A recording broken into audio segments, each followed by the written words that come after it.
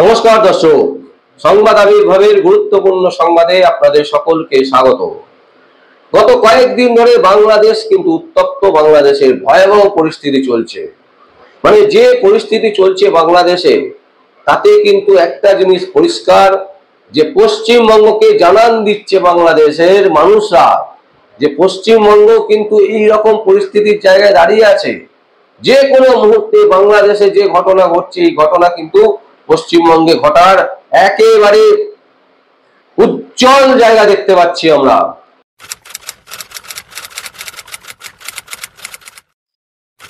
বাংলাদেশে যে ঘটনাটা ঘটছে তাতে দেখা যাচ্ছে বাংলাদেশের আন্দোলন এখনো অব্যাহত।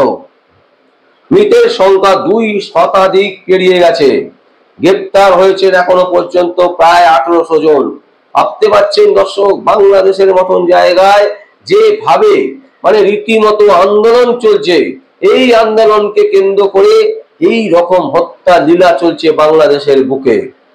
1758 জনের কাছাকাছি গ্রেপ্তার হয়েছে। আমরা যেটা বলছিলাম দর্শক, প্রায় 1800 জন এই আন্দোলনকারী তারা কিন্তু গ্রেপ্তার হয়েছেন।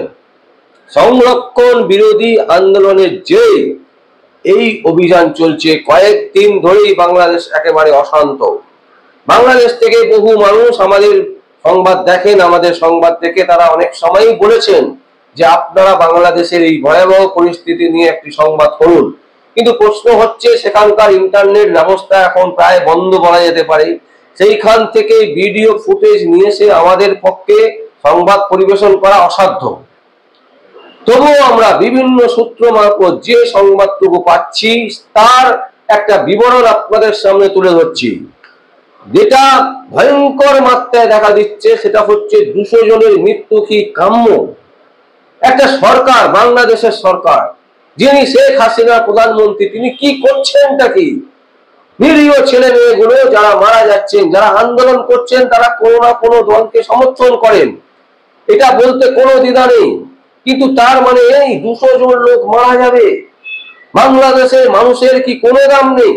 যারা আন্দোলন করছে, যে সমস্ত ছাত্রছাত্রীরা বা যারা এই সংরক্ষণের যে বিরোধী, সুপ্রিম কোর্ট, বাংলাদেশের সুপ্রিম কোর্ট যে অর্ডার করেছে, সেই অর্ডারের বিরুদ্ধে যারা আন্দোলন করছে, তাদের রাইট আছে আন্দোলন করার। হতে পারে যে তারা হয়তো বুঝতে পারছে না সেই আইনটা, সেটা বোঝাবার দায়িত্ব বাংলাদেশ সরকারের, শেখ হাসিনার সরকারের। কিন্তু তারা সেটা না করে যেভাবে একের পর এক হত্যা হচ্ছে, 201 জন এখন পর্যন্ত বিবিসির যে নিউজ তাতে দেখা যাচ্ছে 201 জন 201 জন মানুষ সেখানকার মারা গেছে এবং প্রায় 1800 জনকে গ্রেপ্তার করেছে। তারপরেও বাংলাদেশে অশান্তি চলছে। এখনো পর্যন্ত যেটা খবর, সেটা হচ্ছে বুধবার থেকে ঢাকা সহ 4 জেলায় 7 ঘন্টা করে কারফিউ ছাড় দেওয়া হয়েছে। 7 ঘন্টা কারফিউ হচ্ছে না, বাকি পুরো সময়টা কিন্তু কারফিউতে ঘেরা। স্কুল কলেজ এখনই খুলছে না, এটা একদম পরিষ্কার সিদ্ধান্ত নিয়ে নিয়েছে বাংলাদেশ সরকার। তারা মনে করছেন যে এই মুহূর্তে যদি স্কুল কলেজ খোলা হয়, তাহলে হঠাৎ করে কোনো আরো দুর্ঘটনা ঘটতে পারে, আরো অঘটন ঘটতে পারে, যে কারণে তারা স্কুল কলেজ এই সমস্ত কিছু এখন বন্ধ রাখছেন। শিক্ষামন্ত্রী মাহিবুল হাসান চৌধুরী তিনি বলছেন যে ছাত্রছাত্রীদেরকে এই মুহূর্তে স্কুল কলেজে পাঠাবার কোনো প্রয়োজন নেই, কারণ এখন যদি পাঠানো হয় এবং যদি এই বিষয়টা নিয়ে আবার পুনরাবৃত্তি ঘটে, তাহলে একটা ভয়ঙ্কর পরিস্থিতি তৈরি হবে। সুতরাং এই পরিস্থিতি যতক্ষণ না স্বাভাবিক হচ্ছে, ততক্ষণ ছাত্রছাত্রীদেরকে স্কুল কলেজে আসতে বারণ করা হয়েছে। তার মানে দর্শক ভাবুন যে বাংলাদেশের পরিস্থিতিটা কোন জায়গায় দাঁড়িয়ে আছে।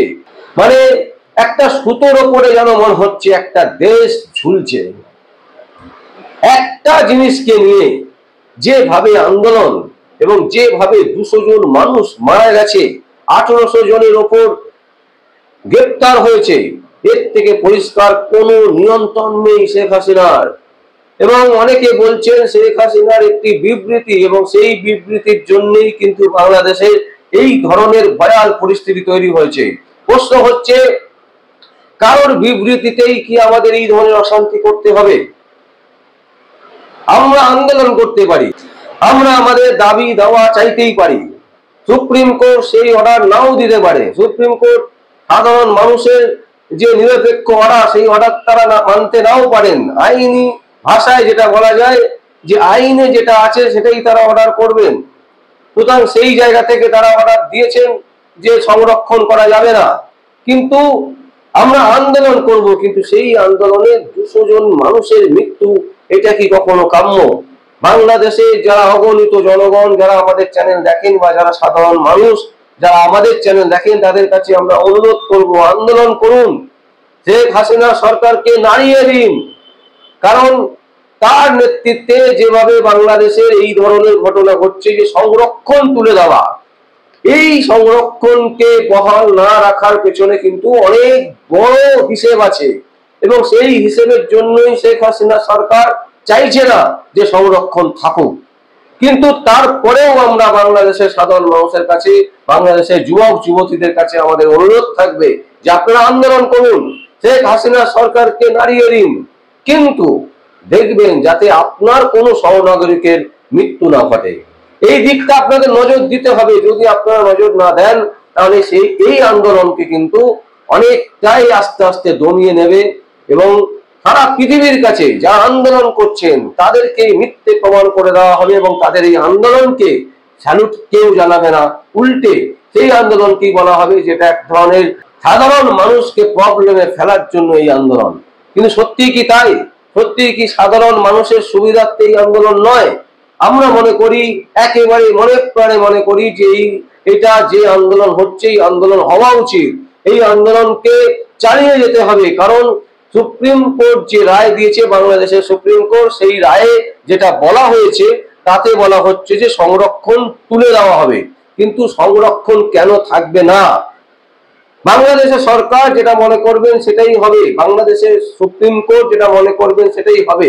কিন্তু সেখানকার মানুষ কি চাইছে, সেই চাওয়া পাওয়াও তো দরকার। সেই চাওয়া পাওয়ার উপরেই তো আইন।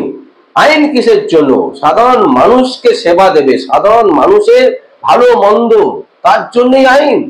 কিন্তু সেই আইন যদি সাধারণ মানুষের বিপরীতে চলে যায়, তাহলে সেই আইন কিসের জন্য আইন? এই কারণেই আমরা এই আন্দোলনকে সমর্থন করি, এই আন্দোলনকে সমর্থন করছি যে আপনারা এই আন্দোলন চালিয়ে যান। শেখ হাসিনার যে উদ্ধত, তাকে আপনারা ঝেড়ে ফেলুন।